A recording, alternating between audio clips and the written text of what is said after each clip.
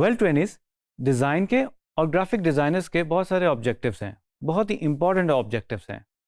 पहला ऑब्जेक्टिव ये है, एक अच्छा ग्राफिक डिज़ाइनर अपना काम क्लाइंट्स की ब्रीफ और क्लाइंट्स की नीड्स के मुताबिक करता है। ग्राफिक डिज़ाइनर्स अपना काम इस तरह से प्लान करते हैं कि वो टाइमली डिलीवर भी कर सकते हैं और एफिशिएंट भी होते हैं अपने काम में। एक अच्छे ग्राफिक डिज़ाइनर को अपना काम बहुत अच्छे तरीके से मैनेज करना आना चाहिए।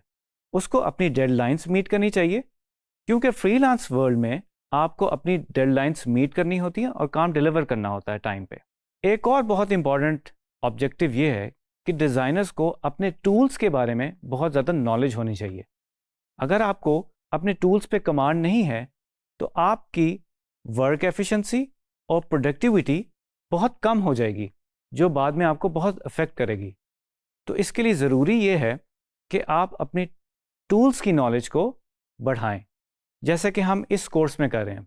ग्राफिक डिज़ाइनर की ये बहुत बड़ी एक रिस्पॉन्सिबिलिटी है कि वो अपने क्लाइंट से कम्युनिकेट कर सके।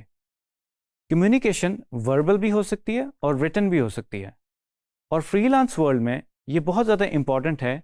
जब आप ग्लोबली अपने क्लाइंट के साथ कम्युनिकेट कर रहे होते हैं, आपको कभी कभी वर्बली भी करना पड़ता है और टेक्स्ट बेस्ड भी करना होता है।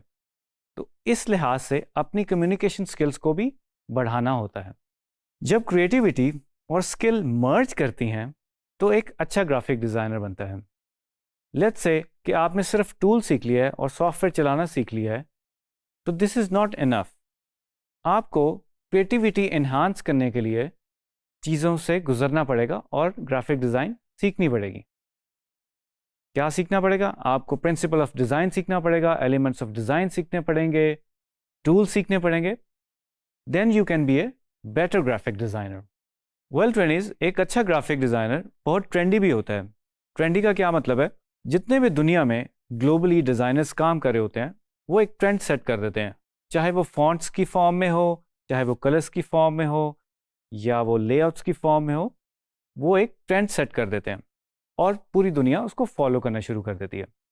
इसी तरह आपके जितने भी सॉफ्टवेयर्स हैं और टूल्स हैं, वो अपडेट होते रहते हैं। हम जो कोर्स पढ़ने जा रहे हैं उसके अंदर भी जितने भी सॉफ्टवेयर्स हैं वो अपडेट होते रहते हैं, उसमें टूल्स भी अपडेट होते रहते हैं।